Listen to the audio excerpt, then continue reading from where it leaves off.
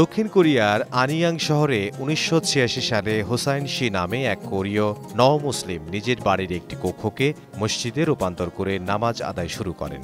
ধীরে ধীরে সেটি আনিয়াং আল রাবেতা মসজিদে পরিণত হয়, যেখানে প্রবাসী মুসলমানরা একত্রিত হয়ে ধর্মীয় কার্যক্রম পরিচালনা করতেন।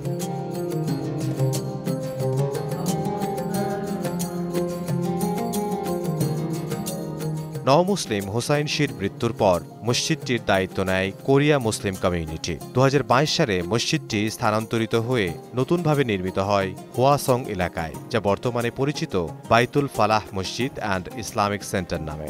রাজধানী সিউল থেকে প্রায় ৫০ কিলোমিটার দূরে ফারান এলাকায় প্রবাসী মুসলমানদের প্রচেষ্টায় এই মসজিদ গড়ে ওঠে।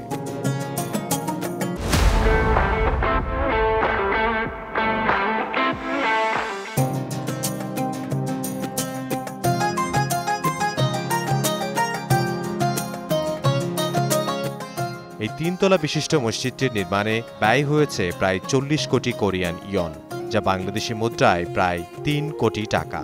মূলত প্রবাসী বাংলাদেশিদের আর্থিক সহায়তায় এটি গড়ে ওঠে, যদিও এটি কোরীয় মুসলিম ফাউন্ডেশন নামে নিবন্ধিত।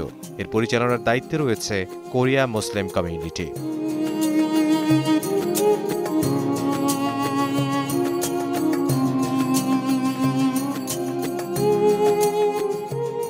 শুধু নামাজ আদায়ের স্থান নয়, এটি একটি পূর্ণাঙ্গ ইসলামিক সেন্টার। মসজিদ সংলগ্ন রয়েছে বাইতুল ফালাহ একাডেমি, যেখানে শিশুদের ইসলামিক শিক্ষার ব্যবস্থা করা হয়েছে। পাশাপাশি নারীদের জন্য পৃথক নামাজের জায়গা রাখা হয়েছে।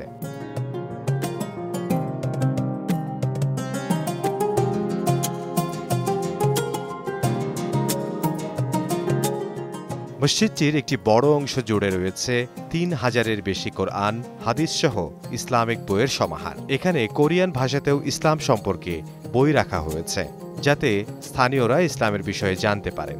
রমজান মাস এলে মসজিদে বিশেষ আয়োজন করা হয়। প্রতি শনিবার ও রোববার প্রবাসী মুসলমানদের জন্য একসঙ্গে প্রায় ৩০০ জনের ইফতারের ব্যবস্থা করা হয় মসজিদটিতে।